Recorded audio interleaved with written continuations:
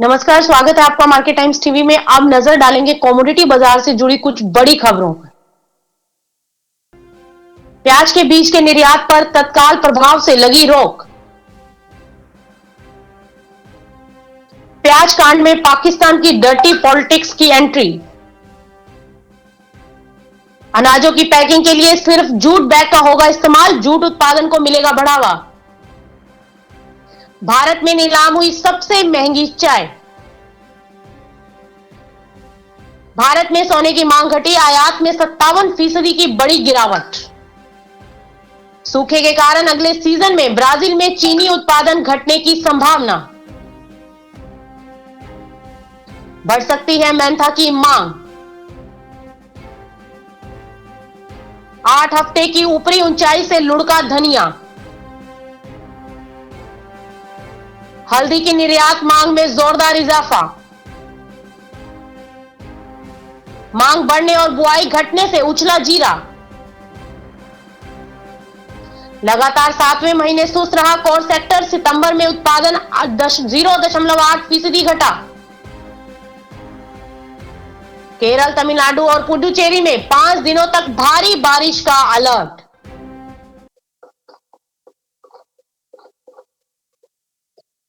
चलिए अब नजर डालते हैं खबरों पर विस्तार से। पहली खबर है कि प्याज के बीज के निर्यात पर तत्काल प्रभाव से रोक लगा दी गई है। भारत सरकार ने गुरुवार को प्याज के बीज के निर्यात पर तत्काल प्रभाव से रोक लगा दी। इस संबंध में केंद्र सरकार की ओर से जारी एक अधिसूचना में कहा गया कि यह प्रतिबंध तत्काल प्रभाव से लागू होगा। आपको बता दें कि देश में प्याज की कीमतें आसमान छू रही हैं और विपक्षी दल इसे लेकर केंद्र सरकार पर लगातार हमलावर हो रही हैं। और माना जाए, और आपको पहले भी बता दें कि प्याज के निर्यात पर भारत सरकार पहले ही प्रतिबंध लगा चुकी है। केंद्रीय मंत्री नरेंद्र सिंह तोमर ने बुधवार रात को कहा था कि प्याज की बढ़ती महंगाई को ग्राहकों को निजात दिलाने के लिए सरकार 1 लाख टन का बफर स्टॉक जारी करने के साथ साथ कई तरह के अलग अलग कदम उठा रही है। तोमर ने यह भी कहा था कि प्याज के दाम बढ़ने का मामला सरकार के संज्ञान में है और हमने समय से पहले ही देश में प्याज के निर्यात पर रोक लगा दी है, जबकि इसके आयात के सारे रास्ते खोल दिए गए हैं। चालू वित्त वर्ष में अप्रैल में अगस्त के दौरान 5.7 लाख डॉलर के प्याज बीज का निर्यात हुआ है। वहीं 2019-20 के पूरे वित्त वर्ष में प्याज बीज का निर्यात 35 लाख डॉलर रहा था। अब खबर दूसरी पर चलेंगे। प्याज कांड में पाकिस्तान की डर्टी पॉलिटिक्स की एंट्री। जी हां, भारत में प्याज की कीमतों में उछाल में पाकिस्तान की गंदी और ओछी सोच सामने आई है। मार्केट टाइम्स को मिली जानकारी के मुताबिक भारत में अफगानिस्तान के सड़क रास्ते से कई ट्रक प्याज लेकर भारत के लिए रवाना हुए और पाकिस्तान ने अपने गलत इरादों के चलते भारत आ रहे प्याज की खेप का पहले तो रास्ता बदला ताकि भारत को आने वाले प्याज में देरी हो और भारत में प्याज की कीमतों में उछाल आए। तो वहीं दूसरी तरफ जब ट्रक बाधा बॉर्डर पर पहुंचे तो पाकिस्तानी प्रशासन ने उन्हें बॉर्डर पर ही रोक दिया। अफगानिस्तान से भारत के लिए करीब 10,000 टन के करीब प्याज आ रहा था, जिसे पाकिस्तान ने बॉर्डर पर ही रोक दिया।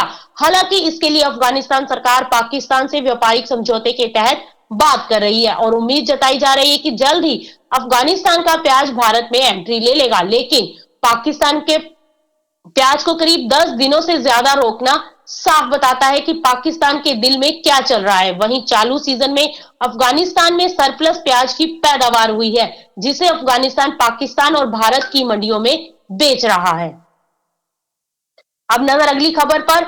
सरकार ने कल बुधवार को कैबिनेट की बैठक में जूट बैग के इस्तेमाल बढ़ाने के प्रस्ताव को भी मंजूरी दे दी है। सरकार ने यह तय किया है कि खाद्यान्नों की पैकिंग के लिए अब सिर्फ जूट बैग का ही इस्तेमाल होगा। इससे देश में जूट और जूट बैग उद्योग को बढ़ावा मिलेगा और यह भी तय किया गया कि 20% चीनी की पैकिंग के लिए भी जूट बैग का इस्तेमाल होगा। जावड़ेकर ने कहा कि जूट के इस्तेमाल से जुड़े फैसले से देश में जूट का उत्पादन बढ़ेगा, साथ ही इससे जूट के उद्योग को भी बढ़ावा मिलेगा। अगली खबर चाय को लेकर। भारत में सबसे महंगी चाय की नीलामी हुई है। गुवाहाटी चाय नीलामी केंद्र जीटीएसी ने कोरोना वायरस महामारी के बीच हुई एक नीलामी में चाय पत्ती की विशेष किस्म मनोहारी गोल्ड की बिक्री 75,000 रुपए प्रति किलोग्राम की दर से की है। यह रिकॉर्ड दर इस साल मिली अब तक की सबसे ऊंची कीमत है। आपको बता दें कि 1 साल के अंतराल के बाद जीटीएसी को मनोहारी गोल्ड चाय पत्ती 75,000 रुपए प्रति किलो बेचने का अवसर मिला है। वहीं भारत में सोने की मांग घटी है और आयात में भी 57% की बड़ी गिरावट दर्ज की गई। भारत में सोने की मांग में गिरावट देखने को मिली, वहीं आयात में 57% की बड़ी गिरावट दर्ज की गई है। वाणिज्य मंत्रालय के आंकड़ों के मुताबिक सोने का आयात चालू वित्त वर्ष की पहली छमाही यानी अप्रैल से सितंबर के दौरान 57% घटकर 6.8 अरब डॉलर यानी 50,658 करोड़ रुपए रहा है। पिछले वर्ष की समान अवधि में सोने का आयात 15.8 अरब डॉलर यानी 1,10,259 करोड़ रुपए रहा था। इसी तरह अप्रैल सितंबर के दौरान चांदी का आयात भी 63.4% घटकर 73.35 करोड़ डॉलर यानी कि 5543 करोड़ रुपए रह गया है।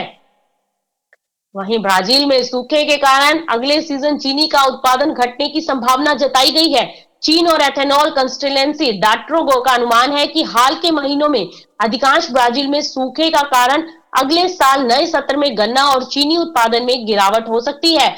डाटाग्रो के मुख्य विश्लेषक पिलिनियो नास्तारी ने कहा है कि उन्हें उम्मीद है कि अप्रैल 2021 से मार्च 2022 के मौसम में केंद्र दक्षिण क्षेत्र में गन्ने की फसल 575 मिलियन टन होगी, चालू फसल 596 मिलियन टन की तुलना में। वहीं बढ़ सकती है मेंथा की मांग। मेंथा की कीमतों में लगातार दबाव के बाद अब उम्मीद ये कि आने वाले दिनों में मेंथा की मांग जो है वो बढ़ती हुई दिखाई दे सकती है। इस साल की बात करें तो अब तक मेंथा में करीब 25% की गिरावट आ चुकी है। दरअसल फ्रेग्रेंस इंडस्ट्री की ओर से डिमांड बहुत ही कमजोर है। कोरोना वायरस के चलते वर्क फ्रॉम होम के कल्चर से फ्रेग्रेंस की डिमांड कम हो गई है और जिसका असर मेंथा की इंडस्ट्री पर पड़ा है। वहीं छुट्टियों के सीजन के चलते घरेलू स्तर पर भी डिमांड काफी कमजोर हुई है। माना जा रहा है कि आगे सर्दियों के बढ़ने के साथ मेंथा की डिमांड बढ़ेगी और कीमतें वापस 1000 के स्तर को छूती हुई नजर आ सकती हैं। धनिया भी अपने 8 हफ्ते की ऊपरी ऊंचाई से लुढ़क चुका है और आज बाजारों में हल्की खरीदारी फिर से देखने को मिली है। वहीं त्योहारों पर अच्छी घरेलू डिमांड से सपोर्ट मिलता हुआ दिखाई दे रहा है। फरवरी से लेकर सितंबर के बीच सालाना आधार पर इसका एक्सपोर्ट 8% बढ़ चुका है।